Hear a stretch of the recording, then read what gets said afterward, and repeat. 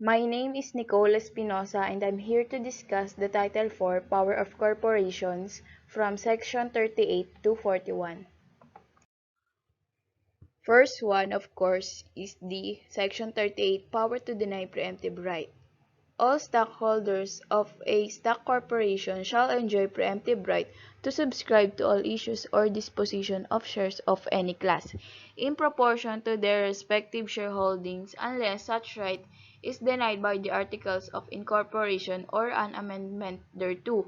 Ang meaning ni preemptive right here is whenever the capital stock of a corporation is increased and new shares of stock are issued, the new issue must be offered first to the stockholders who are such at the time the increase was made in proportion to their existing shareholdings and on equal terms with other shareholders of the original stocks before subscriptions are received from the general public.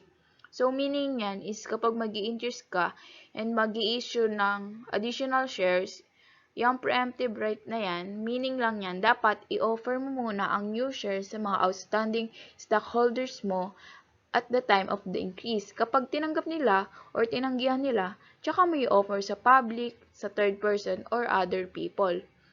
For example, if a stockholder with preemptive right owns 20% of the outstanding shares of the corporation, he may subscribe 20% of any shares of stock issued by the corporation. Meaning may 20% ka, then mag-i-issue ng additional shares ang corporation ng 100,000. Meron kang preemptive right. So, 20%, 20,000 of those additional shares pwede mong kuhan kasi that is your right. Yan yung tinatawag na preemptive right. Tsaka lang yan pwede may offer sa public kapag tinanggihan mo yung right na yan. Paano naman kung wala kang preemptive right? Let's say na yung ownership mo nga sa corporation is 20%. Possible ba na lumiit yun? Oo, kung wala kang preemptive right. Kasi mag-uunahan yung mga yan sa newly issued shares. What is the reason for granting such right? Basically, for the protection of the ownership interest, for the protection of interest ng stockholders, baka kasi gusto mong i-maintain yung shareholdings mo sa corporation kaya sinasabi na you have the right to subscribe to all issues in proportion to their respective shareholdings. Yan yung reason bakit tayo may preemptive right. Kailan hindi pwedeng bigyan ng preemptive right ang stockholders? Ibig sabihin, yung preemptive right daw ng stockholder hindi mag-a-apply sa mga instances na to. First instance, kung yung shares to be issued is in compliance with laws requiring stock offerings or minimum stock ownership by the public. So, hindi mo pwede insist yung preemptive right mo since required ng law yung new issuance to be offered to the public. Kasi baka naman nag-i-issue ng panibagong shares ang corporations by law of a requirement for the minimum ownership by the public. Kaya hindi ka pwede mag-exercise ng preemptive right doon. Kasi nga, ini-issue yun for the public. Gusto ng batas bigyan ng minimum ownership ang public. Second instance, when the shares issued in good faith with the approval of the stockholders representing 2/3 of the outstanding capital stock in exchange for property needed for corporate purposes or in payment of a previously contracted debt.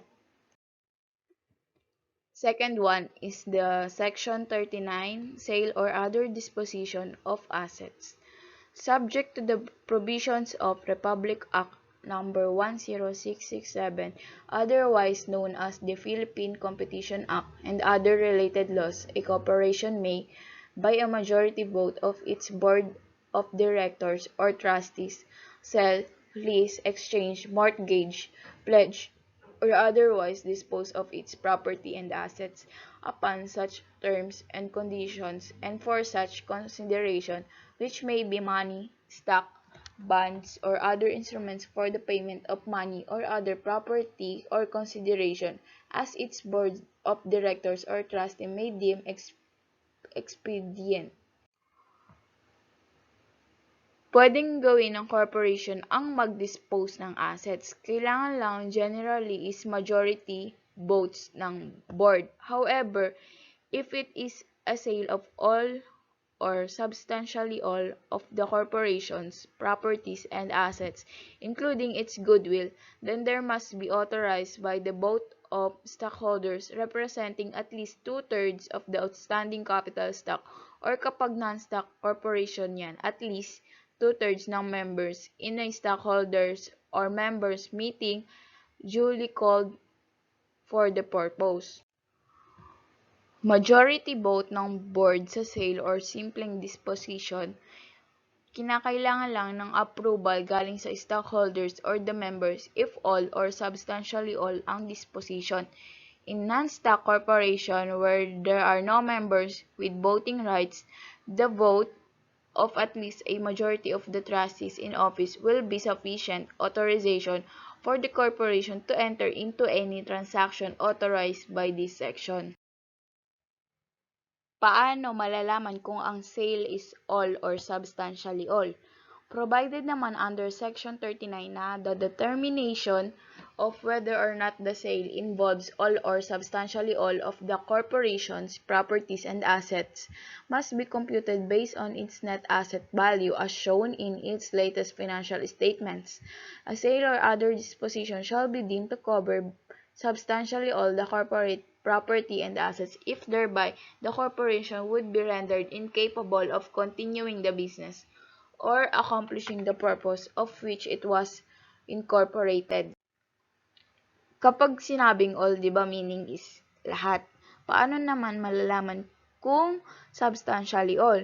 Basically, kung substantially all, if it would be rendered incapable of continuing the business or accomplishing the purpose of which it was incorporated, gaya ng sinabi dyan.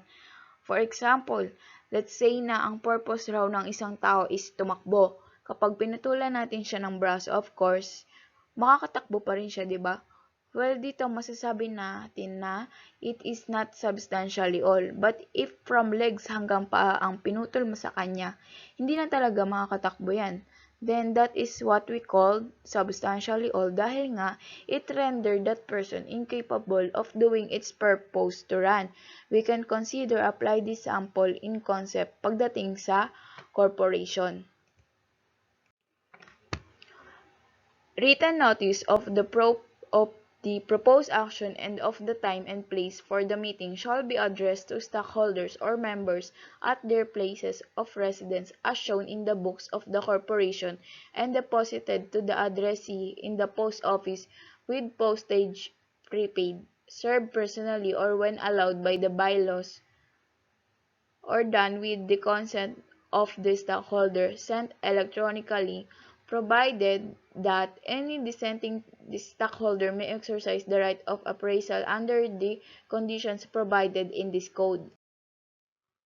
After such authorization or approval by the stockholders or members, the board of directors or trustees may nevertheless in its discretion abandon such sale, lease, exchange, mortgage, pledge, or other disposition of property and assets, subject to the rights of third parties under any contract relating thereto, without further action or approval by the stockholders or members.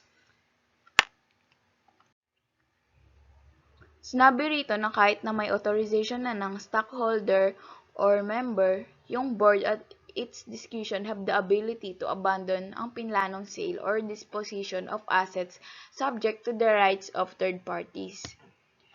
Nothing in this section is intended to restrict the power of any corporation, without the authorization by the stockholders or members, to sell, lease, exchange, mortgage, pledge, or otherwise dispose of any of its property and assets, if the same is necessary in the usual and regular course of business of the corporation, or if the proceeds of the sale or other disposition of such property and assets shall be appropriated for the conduct of its remaining business.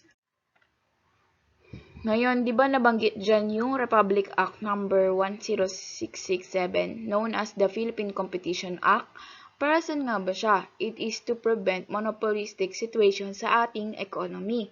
Example of this daw is si telco industry na duopoly because it is dominated by the Globe and PLDT. Yung services or operation is not enough to compete with Globe and PLDT. So kapag si Globe daw is nag-decide na ibenta ang kanyang property substantially all kay PLDT, diyan na nga papasok si Philippine Competition Act. Kasi substantially, ang nangyayari dyan is magkakaroon na ng monopolistic situation kasi mawawala na si Globe by selling or disposing all or substantially all of its asset. Bali, ang matitira na lang na mag-ooperate is si PLDT. Magiging monopolistic na yung telco industry kasi hindi na makakakompete yung iba against kay PLDT. In that situation, if it will make PLDT monopolistic at siya na lang ang matitira na dominant, diyan na eksena si Philippine Competition Commission para pigilan yung ganong situation. Another example, merger and consolidation. Like PLDT and Globe, in this case, nag-decide sila na mag-combine, mag-merger or consolidation. When it comes sa merger, A plus B equals A or B. Kakainin ng isa yung isa. While sa consolidation naman, is ay consolidate. Tama ba? Ayan, nabubulol. While sa consolidation naman is A plus B equals C, meaning may bagong entity. That's another importance ng Philippine Competition Act. Next is Section 40, Power to Acquire Own Shares. Among the explicit powers of a stock corporation is the power to acquire own shares as provided for under Section 40 of the Revised Corporation Code. However, as a general rule, such power is anchored on the twin conditions of legitimate corporate purpose and unrestricted retained earnings. In other words, before a stock corporation can acquire its own shares, it must have unrestricted retained earnings in its book to cover said shares to be purchased or acquired plus a purpose of such intended acquisition. But first, what is unrestricted retained earnings? It simply pertains to the accumulated surplus earnings of profits arising from the business of a stock corporation. Pag sinabi kasing restricted earnings, bawal siyang gastusin or ibigay as dividend sa mga stockholders dahil may specific na nakalaan yung pera like pwedeng pambayad sa mga creditors. So basically, yung unrestricted retained earnings, pwede siyang gastusin. The requirement of unrestricted retained earnings to cover the shares is based on the trust fund doctrine. Said doctrine would tell that the capital, stock, property, and other assets of a corporation are viewed as equity in trust for the payment of corporate creditors. Ito yung sabi ko kapag restricted ang pambayad. The rationale is that corporations' creditors are preferred over the stockholders. Once determined that the stock corporation has indeed unrestricted retained earnings, the next question is, what is the purpose of acquiring or purchasing the stock corporation's own shares?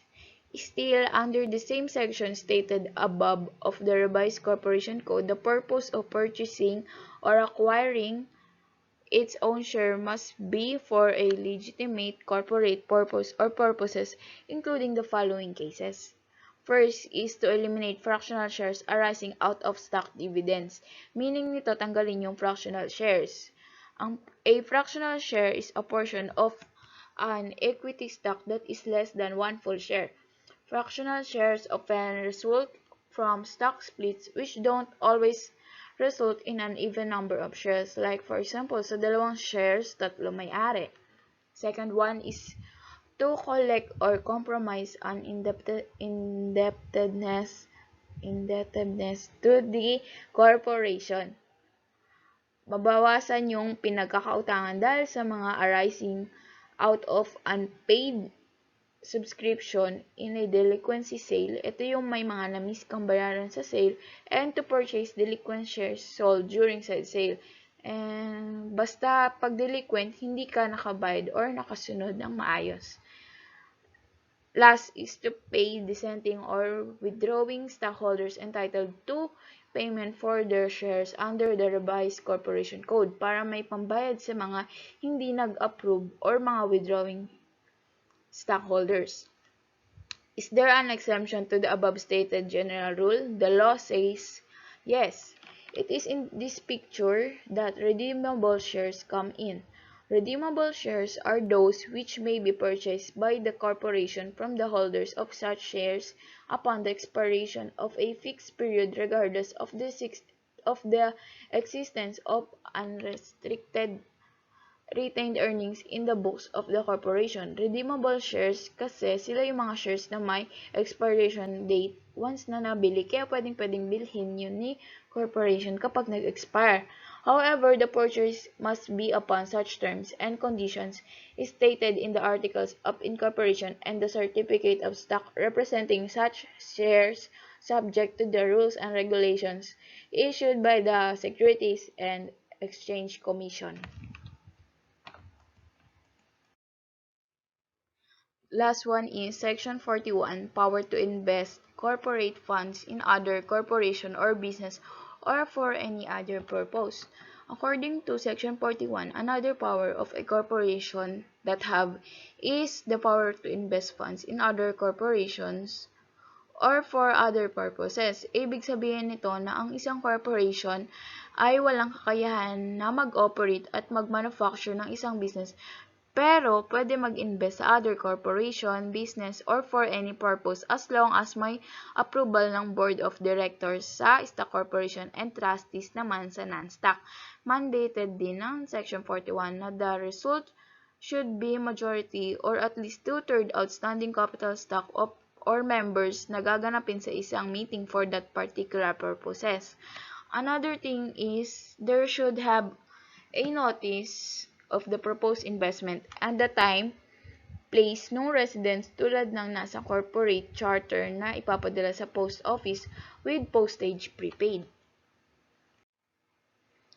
Note that any dissenting stockholder may exercise his or her appraisal right in accordance with the provisions of the revised corporation code.